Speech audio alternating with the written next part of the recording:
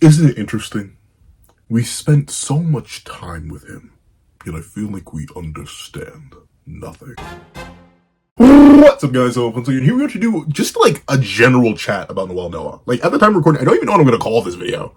I generally, before I record, like I come with the title and then I record, but like I don't know. I just want to talk about my like general weird feelings about Noel as a character as a whole, and just be like, maybe come to a consensus by the end of the video, at least on how I think. And then I just want to get like a general pulse about how everyone else feels about Noel. Cause I don't know. I'm in like a railroad spot. So let's not waste any more time and let's hop right into it. What's up, guys? That guy with a pencil here. Fun fact, I do suit. I have it on me and keep it on me at all times. And another fun fact, Noel is funky.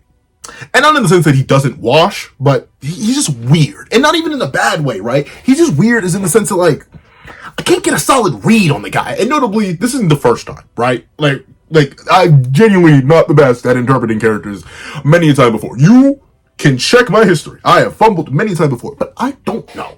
We've had active connection, and admittedly by active, I mean very limited active, but we've had active connection and lore and history and mentions of this man as early as like the first arc.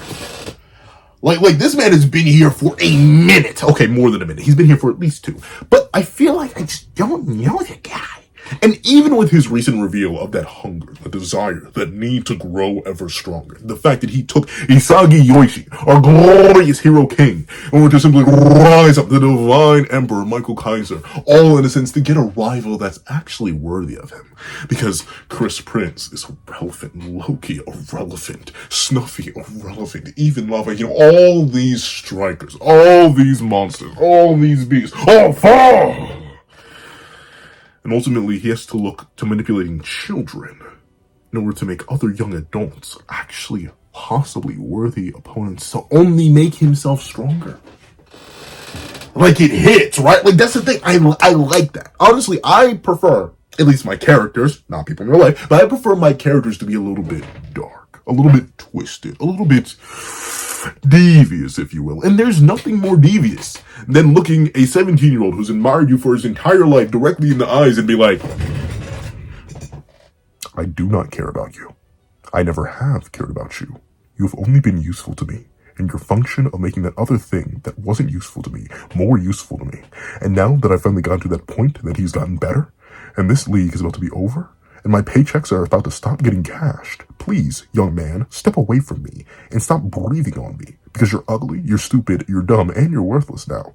So back off, bucko. Deuces. That's the thing. I like that. I like that because it feels so vicious. It feels so heartless. And it feels methodical. Notably, I don't personally view people that way, but I understand how, especially once you get to a certain point, you just view other people as like competition, or tools to fuel competition, or numbers to be manipulated, things to be moved around, and all due to serve oneself, yourself. And notably, that's the thing. I think the reason I like it so much is because it fits so perfectly into the idea of Blue Lock and the idea of egoism that Ego himself has laid out since forever. Ultimately, what is Noel? He's the #1 striker in the world. And what do we now know about Noel? He didn't even try. The man didn't even bother. He was like, oh wait, what? I'm #1? Really? That kind of sucks. I want a rival. That man really said, all I did was focus on being the best version of me. And would you look at that? The best version of me is the best thing this planet has to offer. Like, that's crazy. That's a crazy bar, right? Like, just, like, I don't know. At least to me, that's a crazy bar. Like, just, and obviously, I understand being the best version of yourself. They always say, comparison is the thief of joy. Don't ever, like, look to yourself when you should look inward. Like, make sure you love yourself before you love others. But, like, being able to say that is crazy. And the thing is, he's not even just saying it, he's proving it. The whole world knows he's the best. Like, even Isagi Yoichi, while he did talk his spooky talk, while he did grab that man by his ring and say, get your filthy, nasty, dumb bubblegum, why'd you let me wake up in your bed or rest in your bed, creeping behind bars, he'll show you 10 times more. Well, he did hit that on Noah. Even he's like, wait for me. At the top, #1. I'll be coming to take your throne. As much as a bar as it was, as legendary a moment was for Crash Outside that it was, as much as my toes are curled right now just thinking about it, you know what that presupposes? that Noel Noah is #1 and unrivaled. It presupposes that he's him, and he is. He is. He is. He has another full-grown man from another nation riding his tip so hard that he decided to create a knuckleball shot just to fight him. Can I hit a striker, by the way? A striker. Another striker was like, oh no, this other striker is so dangerous. I need to create something to specifically counter him. And it still didn't even work. Chris Prince is the #2 striker in the world. This is just confirmed. This is confirmed. Once again, kind of like how Noel Noah's status is confirmed to be #1. No, Chris Prince is confirmed to be #2, the best overall stat. He's just like that for real, for real. Obviously, Snuffy's the best overall player, according to Noel himself. But still, like, that's the thing. And even he's still riding tip. But like, it's weird. I think the reason I have a hard time contextualizing it, like, notably, how do I put this? Let me put it like this. When I think of Isagi Yoichi and his hype moments and everything like that, I feel it in my blood. I feel it in my bones, my muscles, my vein. I feel it. I'm like, yeah, get him, yeah. Like, I feel the testosterone pumping through my veins, you know, right? Like, I feel it. For Kaizo, whenever he tweaks out, whenever he rocks out, I'm like, oh yeah, he's hitting that. That's my glorious divine emperor. I respect that. I see the vision. My toes, all they curl straight to my feet. When I see Kunigami, Chigiri, Nagi, and Araya. Well, even when I see these characters cook, I feel it in my bones. You know what I'm talking about? You know what I'm talking about? Aiku, Nico, all the Blue Lock characters, and even some characters who aren't from Blue Lock. Heck, even when Charles started cooking a little bit, I was like, whoa, Charles, I was familiar with your game. Shido, say, like, all these characters, I feel more connected to. But despite Noel Noah dropping everything I ever could have, like legit shattering my expectations, breaking my ankles, dropping one of the best, yet simultaneously one of the most logical twists in the entire manga, in the fact that he just grabbed and used Isagi Yoichi. It fits perfectly into the gigantic nature of the manga, all about ego and oneself, and ultimately that greediness and that selfishness that's needed to create the #1 striker, and Noel Noah embodied that perfectly because all he cares about himself and using others to make himself better. It works so well, but like, I can't scoot too far back because I'll literally knock everything over. But like, it's all. Let's go. We're gonna make a little room. It all feels so like. Let's see. At a distance, you know, right? Like it feels. See, gosh, this is why I'm scared. I don't want to knock the phone, but it feels so at a distance. You know what I'm talking about? Like, it's cool, it's metal, it makes sense, it all works, but it's like. It's almost like that data's being relayed to me rather than being like given to me. It's that level of detachment that I can't fully explain, you know? You know, like, is it, am I tweaking? I may be tweaking. Like legitimately. I don't know. I'm looking at it and it's like, all this should stir some sort of like direct emotion in me. That same blood pumping feeling. And it got something out of me. But even that, like, you can go back. Because if you do that, you can go back to my live reaction. And I was like, huh. Like my brain was really just, it went straight to rationalization mode. Typically, whenever a hype moment or a cool moment happens, like the image that I'm drawing right now for this video, I'm like, oh yeah, like this is the cool moment. Is when we see his ego for the first time. We see him in the reflex state. Like we're locked in on the well and Noah. My toes should be curling, but even in the reaction, I'm like, neat. I guess it makes sense based on what we know of the character so far. Dude, like my blood's not pumping like it should be. I don't feel as connected to Noah, which is strange because I feel connected to characters who have gotten way less screen time. Like I felt Snuffy's story, I felt Snuffy's narrative. Did it feel like he came right out of nowhere? Did it feel like Kanashiro Sensei was like, what's the heaviest thing I can hit them with? Where are their ankles at? Oh, I have Thor's hammer, and just boom, and like swung my ankles with Snuffy's backstory. Yeah, it did feel like that, but it hit. Hiyori, well, definitely in character for a little bit in third selection, once again, kind of came out of nowhere and boom, shattered my ankles, especially when I found out he was a brother. But like, it hit. You know what I'm talking about?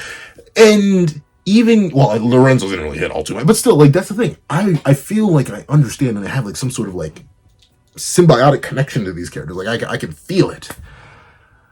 But it's just like, I know it. Like, it's a connection versus, it's a knowledge versus connection kind of thing.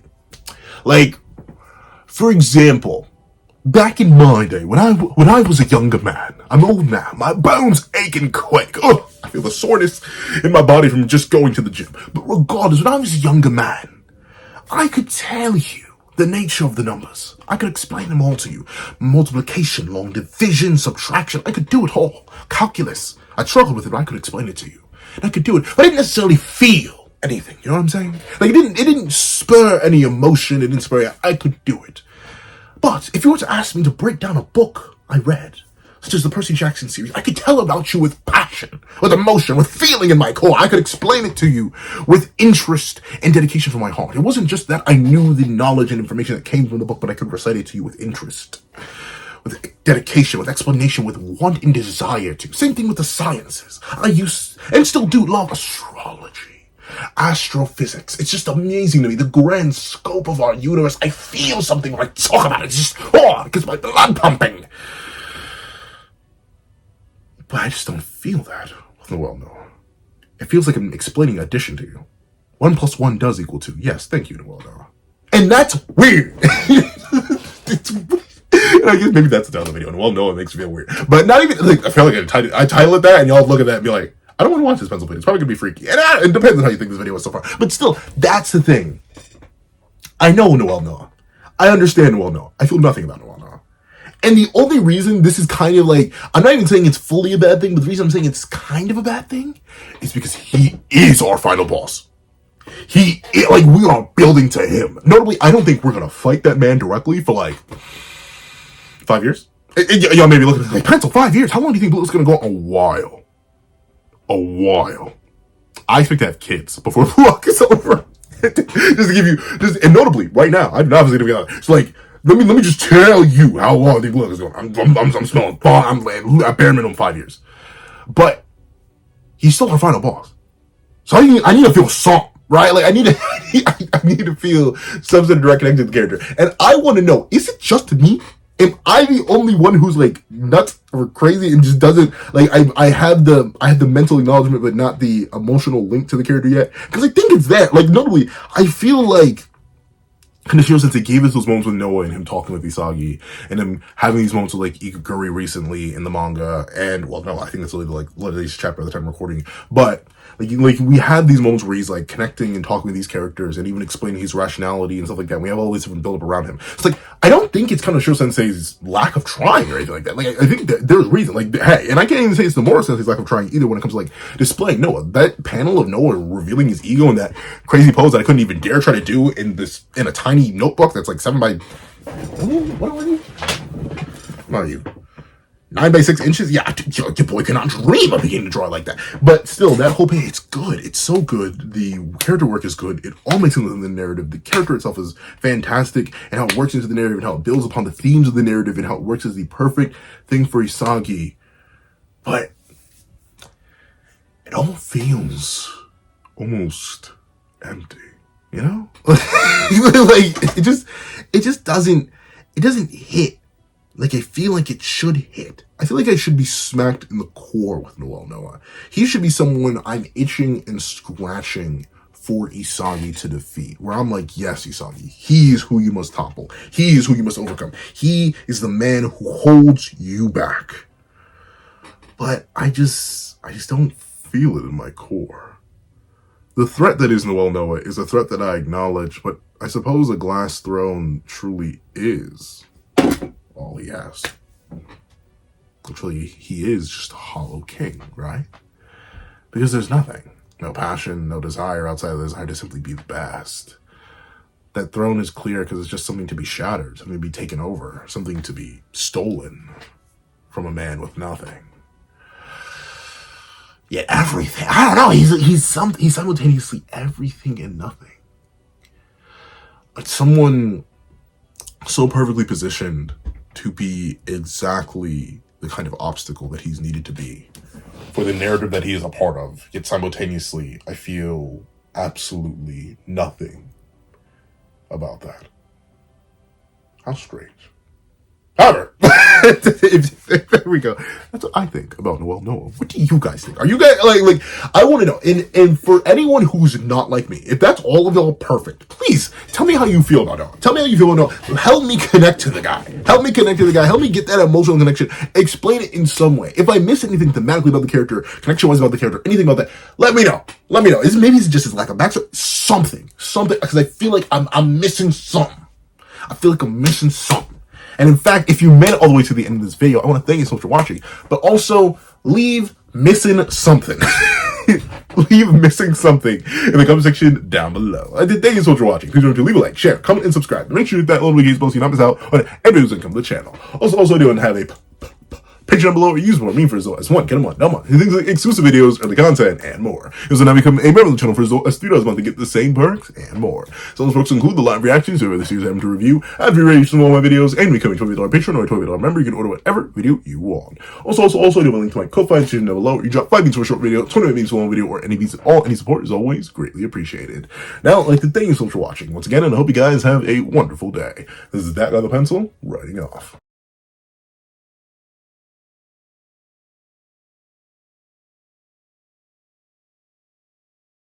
I'd like to give a thank you to our sketch tier members: Greyhound, Eternal Flame, Red Wolf 4765, Astro, Super Flame Zero, Brandon Payne, Glacier XE, and G Prosper. And then I'd like to give a big old thank you to our line art tier patrons: Sean, Midnight Lord 21, Kevin, Encarnacion, Igneo Lind, and A+A.